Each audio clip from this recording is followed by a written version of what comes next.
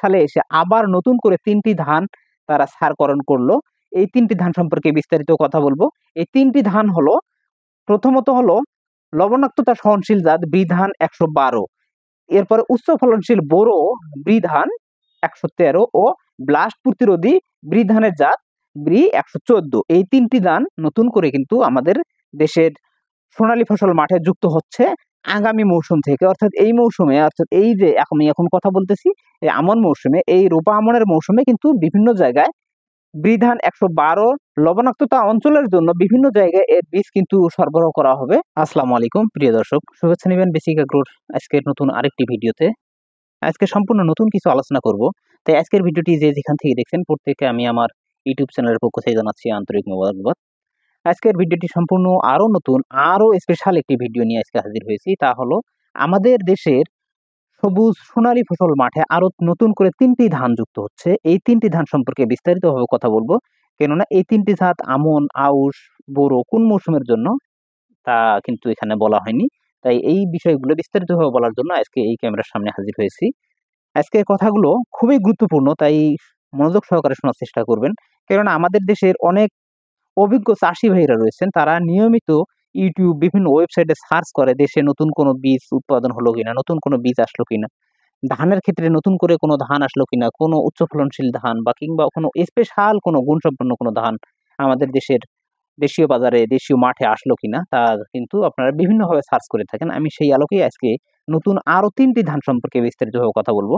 1970 সালে দেশে 7.5 কোটি মানুষের যখন খাদ্যের সংকট দেখা দিল, যখন মানুষ না খেয়ে মারা যেত বা অর্ধ আহারে মানুষ বেঁচে থাকতো, সেই সময় কিন্তু বাংলাদেশ ধান গবেষণা ইনস্টিটিউট এই 7.5 কোটি মানুষের খাদ্যের যোগান দেওয়ার জন্য তারা এই চিন্তা মাথায় রেখে, এই দায়িত্ব কাঁধে নিয়ে তারা কিন্তু প্রতিষ্ঠিত করে বাংলাদেশ ধান গবেষণা ইনস্টিটিউট, অর্থাৎ বিরি।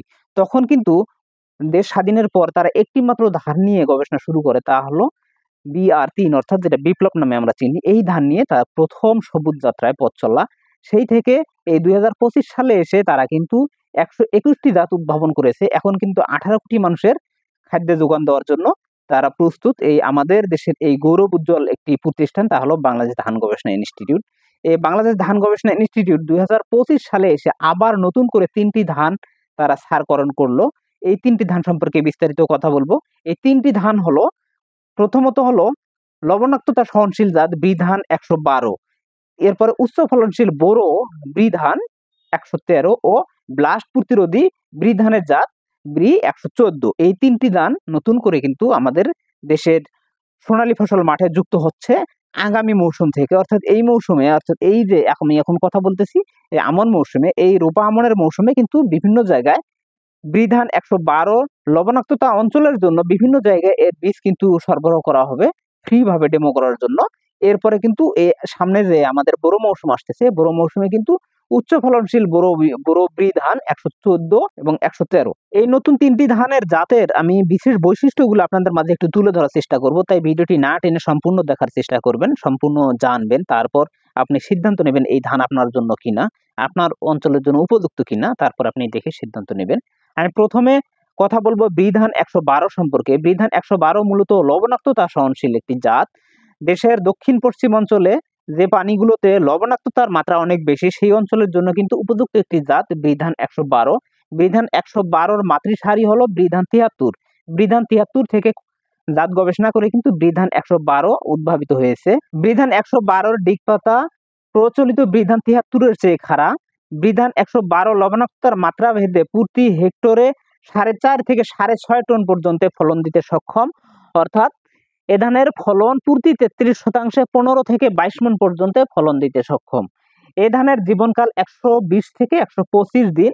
এ ধানের গাছের উচ্চতা হলো ১০৩ থেকে ১০৫ সেন্টিমিটার, অর্থাৎ উচ্চতা ৪০ থেকে ৪২ ইঞ্চি পর্যন্ত ধান গাছ লম্বা হয়ে থাকে। গাছের কাণ্ড ও গোড়া মজবুত, ঢলে পড়া প্রতিরোধী একটি জাত। এর চাল মাঝারি চিকন, সাদা এবং ভাত ঝরঝরে। বিধান ১১২ লবণাক্ততা সহ করতে পারে, দানা মাঝারি চিকন ও শীষ থেকে ধান সহজে ঝরে পড়ে না। জীবনকাল তুলনামূলকভাবে কম হয় উপকূলীয় লবণাক্ত অঞ্চলের ফসল কর্তনের পর উঁচু ও মাঝারি উঁচু জমিতে আপনি অন্যান্য ধরনের রবি শস্য, সরিষা এই জাতীয় ফসলগুলো আপনি অনায়াসে করতে পারেন, কিংবা কোথাও ভুট্টা করতে পারেন। তাই এই জন্য কিন্তু এই ধানটি একটি বিশেষ একটি গুণসম্পন্ন, এই অঞ্চলের জন্য এই ধান আপনি অনায়াসে চাষ করতে পারেন। আমি দ্বিতীয়ত কথা বলবো বৃধান 113 সম্পর্কে কথা বলবো। বৃধান 113 মূলত একটি বড় মৌসুমের জন্য একটি জনপ্রিয় জাত হতে পারে আপনাদের মাঝে। আমাদের দেশের 1994 সালে যে নতুন একটি ধান আমাদের মাঠে দিয়েছিল তা হলো বৃধান 29। এই 29 কিন্তু আমাদের দেশে আজও এই 3 যুগ পরেও কিন্তু এখনো জনপ্রিয় রয়েছে। এখনো আমাদের দেশের প্রতিটি জেলা উপজেলায় এই ধানের বীজ, চাল, ভাত সব জায়গায় জনপ্রিয় এবং পাওয়া যায় অ্যাভেলেবেল ভাবে। সেই জনপ্রিয় 29 জাত থেকে কনভার্ট করে কিন্তু এই বৃধান 113 উদ্ভাবিত হয়েছে। বৃধান 113 একটি মোটামুটি ভাবে একটি দীর্ঘ জীবনকালীন ধান। এর জীবনকাল, গড় জীবনকাল হলো 140 থেকে 145 দিন। এই ধানের চালের আকৃতি মাঝারি চিকন এবং রং সাদা, দেখতে অনেকটা নাজির শালের মতো। নাজির শাল যেরকম চিকন খাটো জাতের, দেখতে কিন্তু চাল এরকমই দেখা যায়। এ ধানের চালের অ্যামাইলোজের পরিমাণ শতকরা 28% এবং ভাত ঝরঝরে। এছাড়া প্রোটিনের পরিমাণ 8.4 ভাগ। প্রস্তাবিত জাতের ফলন পরীক্ষা এই জাতটি বৃধান 88 এর চেয়ে 11.5% ফলন বেশি। তাহলে আপনি বুঝতে পারতেছেন যে কি ধরনের ফলন হতে পারে এই ধানে। কারণ বৃধান 88 এখনো কিন্তু একটি উচ্চ ফলনশীল জাতের মধ্যে। ব্রি গবেষণার যে 8টি ধান যে রয়েছে, যে উচ্চ ফলনশীল জাত, তার মধ্যে কিন্তু বৃধান 88ও সেই উচ্চ ফলনশীল জাতের মধ্যে রয়েছে। এই বৃধান 88-র চেয়েও 11.5% ফলন বেশি দিতে সক্ষম। এই জাতের গড় ফলন হেক্টর প্রতি 8.5 টন, অর্থাৎ প্রতি 33% এর ফলন হলো 27 থেকে 28 মণ। আপনি সঠিক পরিচর্যা এ ধান প্রতি শতকে 1 মণেরও ঊর্ধ্বে ফলন ফলানো সম্ভব। তাই আমার মনে হয় আগামী বড় মৌসুমে এই বৃধান 113 ব্যাপকভাবে সারা দেশে জনপ্রিয়তার সাথে বিস্তার লাভ করবে এবং আমাদের দেশের কৃষকরা এতে লাভবান হবে। আমি এ পর্যায়ে কথা বলবো বৃধান 114 নিয়ে। বৃধান 114 আমাদের দেশের একটি দীর্ঘ জীবনকালীন একটি বড় মৌসুমের ধান। আমাদের দেশের দেশীয় ধানগুলো কিন্তু মার্কেটে কোণঠাসা হয়ে গেছে। একটি কারণ, তা হলো আমরা কিন্তু দেশীয় ধান থেকে ব্লাস্ট রোগকে সরাইতে পারতেছি না। বিশেষ করে আমাদের দেশে একটি জনপ্রিয় জাত, তা হলো 28, 81। এই জাতগুলো কিন্তু অনেক জনপ্রিয়, কিন্তু এই জাতগুলোতে এই ব্লাস্টের কারণে কিন্তু আমরা সঠিকভাবে এই ধানের নিশ্চয়তা দিতে পারি না যে এর কি পরিমাণ ফলন হবে, কারণ ব্লাস্টে এই ধানগুলোকে একেবারে নষ্ট করে ফেলছে। তাই আমাদের দেশের আরেকটি নতুন জাতের যে ধান আসলো তা হলো বৃধান 114। এটি কিন্তু এর বিশেষ যে বৈশিষ্ট্য তা হলো ব্লাস্ট রোগ প্রতিরোধী। এই জাতে কখনো ব্লাস্ট রোগ আসবে না, যেটা বলা আছে। এই জাতের দিক পাতা খাড়া, প্রশস্ত, লম্বা, গাছ মজবুত, সহজে হেলে পড়ে না। গাছের রং গাঢ় সবুজ। এর গড় ফলন প্রতি হেক্টরে 8 টন পর্যন্ত ফলন হতে পারে। এই ধানের কথা বলা হয়েছে, এই ধান কিন্তু দীর্ঘ জীবনকাল। এর জীবনকাল 150 থেকে 165 দিন পর্যন্ত হতে পারে।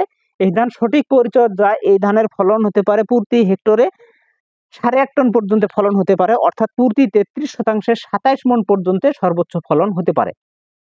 তবে এ ধানের একটি সমস্যা হলো কি, যে অঞ্চলগুলোতে অকাল বন্যা হওয়ার সম্ভাবনা রয়েছে সেই অঞ্চলগুলোতে কিন্তু এই দীর্ঘ জীবনকালীন ধানগুলোকে কখনো রোপণ করবেন না। চেষ্টা করবেন এই ধানগুলো উঁচু, অর্থাৎ মাঝারি উঁচু, যেখানে বন্যার পানি খুব সহজে প্রবেশ করে না, এই অঞ্চলের জন্য কিন্তু সব থেকে জনপ্রিয় জাত হতে পারে এই বৃধান 114।